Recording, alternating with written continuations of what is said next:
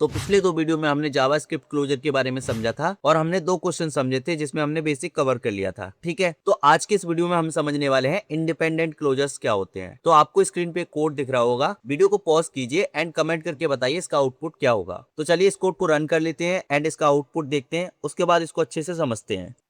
तो हमें आउटपुट में मिला 1 2 3। चलिए समझते हैं कैसे। तो यहाँ पे हम क्या कर रहे हैं, इस काउंटर फंक्शन को कॉल कर रहे हैं। तो ये काउंटर फंक्शन जैसे ही कॉल होगा ये एग्जीक्यूट होगा और सबसे पहले क्या होगा, let count is equal to 0 होगा। उसके बाद एक फंक्शन और रिटर्न कर रहे हैं हम इसके अंदर, जो कर क्या रहा है, काउंट प्लस प्लस और कंसोल लॉग काउंट, यानी काउंट को 1 से इंक्रीज कर देगा और उसके बाद काउंट को प्रिंट कर देगा। ठीक है, तो चलिए इसको समझते हैं। यहाँ पे मैंने वही लिख रखा है जो मैंने अभी आपको बताया था, काउंटर सिर्फ एक बार कॉल हुआ और काउंट की वैल्यू मेमोरी में अभी भी है। अब यहाँ पे इस चीज को समझते हैं कि हमने क्या किया, रिटर्न फंक्शन को C1 में स्टोर कर लिया और यहाँ पे हम 3 बार C1 को कॉल कर रहे हैं। तो होना क्या चाहिए था, जैसा कि मैंने पिछले वीडियो में भी बताया था कि क्लोजर क्या करता है, अपने आउटर फंक्शन के वेरिएबल को याद रखता है। तो इस आउटर फंक्शन के वेरिएबल की वैल्यू क्या थी, काउंट इज इक्वल टू 0। तो ये क्या करेगा, काउंट 0 को प्लस प्लस करके 1 कर देगा और 1 को प्रिंट कर देगा। ठीक है, तो जब हम इसको सेकंड टाइम कॉल करेंगे, यहीं पे सारा गेम है। अब क्या होगा, देखिए अगर ये इसकी वैल्यू को याद रखता ना तो क्या होता, फिर से काउंट 0 होता और इसको 1 कर देता प्लस प्लस करके और फिर से 1 प्रिंट हो जाता। और यही सेम काम क्या होता इस C1 के केस में होता। ठीक है, जो थर्ड टाइम हम इसको कॉल कर रहे हैं, फिर से काउंट की वैल्यू 0 से हो जाती 1 और फिर से क्या होता है, ये 1 प्रिंट हो जाता। तो हमें आउटपुट में क्या देखने को मिलता, 1 1 1। लेकिन हमें क्या देखने को मिला है, 1 2 3। क्यों मिला है तो वो समझते हैं। देखिए